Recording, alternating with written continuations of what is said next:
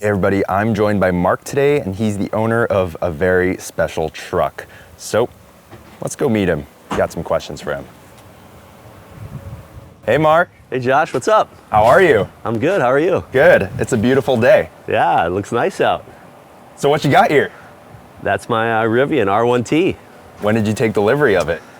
We got this about 3 weeks ago, yeah. Okay, pretty fresh, pretty new. It's still no scratches on it yet. Can you talk about the configurations you went with? Yeah, so this is the launch edition. And so I was one of the early depositors. 2.5 years ago, I put my money down. Wow. So they made this available to us. It's essentially their full package called the Adventure Package now.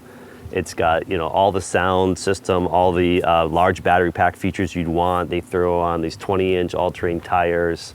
It's everything. And then on top of it, because you're one of the early birds, you get this special launch edition green color, which is not available anymore. I love that color. Yeah, it's awesome. What other cars have you owned?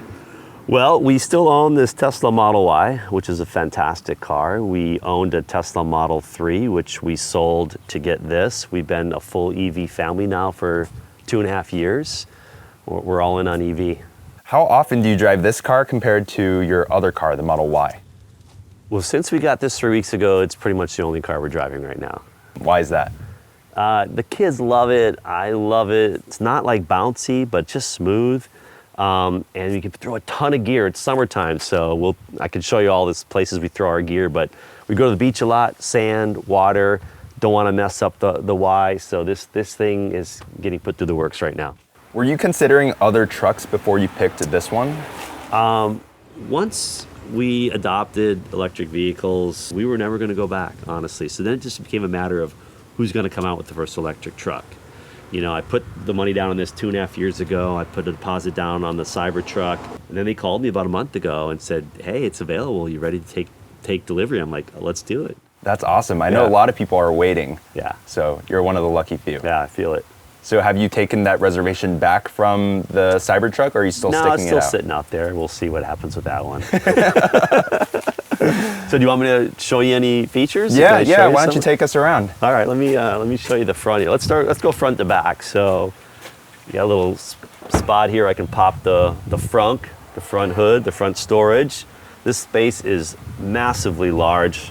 I got a surfboard in here. This is one of my kite surfing boards. It fits all sorts of stuff. So look at the size of this. I could take a family of 5 for a weekend getaway. We can get all of our bags and our clothes in here for the weekend. And then underneath, got a little magnet latch there. You got other things you can put down here. I've got the charging cables. I got some tie downs, tape measure, bottle of tequila. You can always go with the option of filling this with ice. It's got a drain plug here. You could just make this a cooler on the fly. And I throw all sorts of stuff in here, including small surfboards. I got to show you one of my favorite features of the truck. Button right here, and this like super secret compartment goes all the way through. You can fit surfboards in here. You can fit a ton of gear. I've got some kite surfing gear in there. It's got a little spot in here, first aid kit for the boo-boos. And but you can stand on this. I can get up here. I can get to the top rack up here, put on a kayak or anything going on up top. So yeah, it's nice. It's very functional. But that's beautiful. That's called the gear tunnel. The gear tunnel. Gear tunnel. I love that. That totally locks with the car. When you lock the car, even if somebody were to break the glass and get inside, they cannot unlock this unless they have one of the encrypted keys. So I'll also use this when we get out in the city. You're worried about your possessions in certain areas of the city. Throw laptops in their backpacks. Everything in there is very safe. That's great. Yeah, it's awesome. Just release the trunk. That's going to come down. I can go ahead and hit another button here, and the tonneau cover is going to slide out of the way for me. Actually, I was just about to load up one of my kite surfing boards with a foil. So that's a kite surfing board with the foil attachment. And yeah, that'll just go right in there. You can even put a tent camp system up there. It's a big box that goes up there, and you would sleep up there. It folds open. It's got a ladder. It's pretty amazing. That's really cool. Yeah. Do you plan on getting one of those? Yes, that's on my list. So this is under storage of the truck bed, obviously intended for a spare tire. I opted not to do the spare tire because I don't do a lot of off-roading. What I do is carry a lot of gear, and so that's a gear divider in there right now. And believe it or not, another place you can fill with ice with a drain plug if you want to go ahead and fill it up with some cold beverages for a party. What's that cable that's in there? I'm gonna show that to you in a second. Actually, let's pull that out. Let's shut this. They call this the gear cable. This comes with the launch edition that I got, but you can buy these on their website for $100. And you would pass this through the bike or through whatever, like this. Put the other piece in here. They've got 2 spots for that. And now when the vehicle locks, this is locked in. And if anybody were to mess with this, you'd get the same kind of alerts you would on your phone and through alarm that somebody's messing with your truck and your gears. So while we're over here, if you flip this up, this is the air compressor, the inflator. So over on the side here, I can show you later, but there's a hose that comes with the vehicle. The hose is really sturdy, reaches all the way out to the front tires. So if you wanted to deflate all 4 of your tires to go off-roading, when you're done off-roading, you can come back here and fill it up, get your car all pumped up to the right PSI. You can also inflate, any kid's toys that needs inflating, you can do it right here. And the other door over there that's similar is a couple of outlets. So let's say you wanted to run power tool, charge some batteries, a blender, you plug it in there to the power source. Yeah. Amazing. Yep. So let's talk about charging real quick. So how many miles do you get on a single charge? 300 miles. I have a home charger here. That's can be hooked up by any electrician. That's a Rivian box, but you can get other boxes. With that charger right there, I'm gonna get about 25 miles every hour of charging. Can you show me the charge port? Yeah. Let's come over here. It's a secret button. You just press right here, and there it goes. And it flips up. Yeah. It handles the standard charge adapters that you'd see at all the public network stations. Can you talk a little bit about the Tesla network versus the public network and sort of like what sorts of reliability issues that might pop up now and then? Well, I think Tesla has quite an advantage with their charge network. They've got, I just heard they hit 35,000 chargers around the country, and they've been building that up for many, many years. It's going to take Rivian a while to build up their own network, or any manufacturer other than Tesla. It's an advantage for them because what Tesla has is their charge stations have consistency. You know when you get there, the speed you're going to have. On the app, they tell you as you're approaching how many stations are available. When you go to an open public network, there's a little bit more variability. Last night I was at Target charging, and the first charger wouldn't take my credit card. The second and the third one, the speeds were slow, and then the fourth one worked. So I had to mess with a couple different cables to get it to work. You get less of that at a Tesla station. Yeah. Hopefully in the future that improves. Exactly. Yeah. Rivian just has to get there. So what are your favorite features about the car? So I've already showed you one, which was this gear tunnel. I mean, I can't tell you how often I use this. I find that I use it for everything. I have enjoying the acceleration of this truck. So things could fly around in the bed. Even in the front, it gets so big, things could fly around. I find that throwing stuff in here, it stays nice and compact. So I just go to this all the time, every day, everything. I just want to drop in somewhere, it goes in that. And people don't even know it's there. It's so safe and secure. I would say the other feature, and maybe I could try to show this to you, is the variable height and driving modes you can go into. So what I'm going to do here is I'm going to say we're in off-road mode in the highest setting. So let's say I wanted to go into sport mode and I wanted to race down the street. I'll drop it in the lowest, and right now hydraulically you can see that all 4 tires are slowly coming down. This is going to get me several inches lower for better aerodynamics, better handling, more sporty feel. So that's so cool. You want to go off-roading, you want to go racing around, you want to go somewhere in the middle, you just hit the button. You can do that on the fly while you're going 50 miles an hour down the road. You can do that while driving. Yeah. You can change the suspension from a soft ride to a hard, tight ride. I'd love to jump in the car and go for a drive, but before we do that, can you show me the flashlight right here? So they have all sorts of nice little bells and whistles, and this is a little flashlight feature. It pops out. It's always charging. It's a rechargeable flashlight. They're not going after construction workers.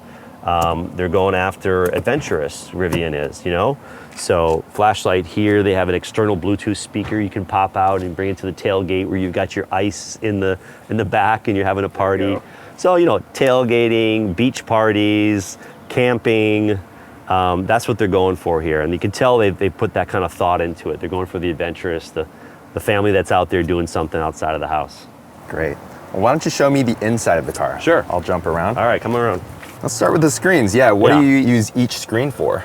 Well, you can control everything from the main screen, and you usually just start by like, okay, let me adjust my my temperature. You can adjust where the blower's going with your finger, turn certain blowers on and off. But the fun stuff that I just showed you, like which drive mode am I going to be in, what height I want, is on this screen. You can see it right here with that axle icon. And other things like you want to check out charging numbers for your vehicle. Adjust some of the lighting in the cabin, open any of those many places, the gear tunnel, the front hood, the charge port, tailgate, tonneau cover. You want to open, close it, lock things, fold the mirrors, it's all here. Obviously you've got navigation. When you got navigation going here on the main screen, you get a little bit of snippet of the navigation also over here on the left screen. And I heard there's no glove box in this car. No, that does bother me a little bit. Nothing here to open up. Now they do have this cavernous center console. There's a ton you can put in there. They have also left this huge space right here to put your own bag, your own organizer, just keep it like I do. Like, I throw stuff down here. I throw glasses. Now there is one thing under your seat. It's just big enough to put a pair of sunglasses. So as I reach down here, I could let me just take a pair of sunglasses here. So you can hide your sunglasses in one little pop-out thing underneath the seat. There, that's under there, I like that. But now that I threw my phone down there, I should call out that this is a phone charger. So that is very nice. And then you can even prop up the phone like that if you wanted to like look at some maps or something that you want to do. Should we go for a drive? Yeah, you want to? Let's do it. So we'll just keep it normal ride height for now. I can change it while we're going. Take you for a little spin here. I don't know if the mics are going to pick this up, but the Tesla is a little bit louder with road noise. I think what Rivian does better, and it could just be by mass, is that you don't hear the road sounds as much in this truck as I do in my Model Y. On the flip side, the motors are a little bit louder. Now, is it because there's 4 of them and the Tesla just has 2 motors? Or is it the motors themselves are a little bit louder? I don't know if you heard that, Josh, but you see that whirring sound. That sounds really cool. Yeah, it sounds pretty slick. I never touch the brake pedal. In fact, they encourage you to consciously try to use the brakes once a month just to dust off anything on the brake pads. Now, when you're driving this around town, do you find that you get a lot of funny looks, or what's the experience like? Yeah, I do. It's almost like you're a celebrity, and you get a couple kind of looks. You get the look where somebody's looking at it and they don't even know that it's a Rivian. They just think it looks differently, and they'll come up to me when I get out of the car. What is that? I don't even have no idea what that is. They just know it looks different. And then you get the looks which are people who know it's a Rivian, and they do more of a point, more of a gawk. Or the husband elbows his wife and he's like, look, look, look, look. So you get a lot of the people who know what it is and they're excited and they're pointing. The other day I was picking up restaurant food and I couldn't find parking. I went around the block multiple times to try to find parking. And the last time I came around the block in front of the restaurant, a guy was already in the street because he had seen me come around twice, and he was filming me as I came around the corner and wanted to get a good film shot of a Rivian driving by. Do you like getting that attention? Yeah, it's fun, It's not so much the attention, it's the excitement of the industry and where it's going. I mean, you see like, Amazon's going to have delivery vehicles that are electric. You see mailmen that may not be using cars, but use something that's halfway between a car and a bicycle that's electric to deliver the mail. So I think we're at quite a bit of an inflection point on what the transportation industry is going to go from and go to. So I'm going to turn around because what I want to do is get back out to that road. I don't know if you know it, but these trucks are kind of fast. Have you heard? 3 seconds about? Yeah, I think on paper it's 3.3 seconds, 0 to 60. I'm ready. I like to put my head back and then we're going to see. You ready? Yep. Oh! All right, that was 0 to 65. 65, yeah, just like that. Just like that, yeah. So I took my friend here, a big truck lover, and we went back and forth on this road about 4 times, giggling like school kids because it was like we were going down a roller coaster or something. How do you activate the smart cruise control feature? Just like Tesla, it's a double click down on this stick right here. Yep. If I do one click down, it's going to do adaptive cruise control. And then if you double click it instead of one click, it does also lane control. So it keeps you in your lane. It's not touted as like the full autopilot kind of experience that Tesla offers or can get you to, but it's everything that I need. All right, Mark, so thank you for showing me around your car. Yeah. Who do you think is the perfect candidate for this car? Oh man, I think it really is for adventurers, whether you're single, whether you're a family. You do have activities that are outside of the house. I think this is great for you. How long do you think you'll have this car for? I have no plans to sell this vehicle. I had my last truck, which was a Toyota Tacoma, for 19 years. And the only reason I got rid of the truck is that I wanted to desperately get into electric vehicles. Bought our first Tesla with that. And now that I'm back to an EV plus truck, yeah, it could be 19 years. Great. Well, thank you so much, Mark. Yeah. It's a pleasure talking to you, and good luck with your Rivian. All right, man. Good talking to you, Josh. Have a good day. Bye.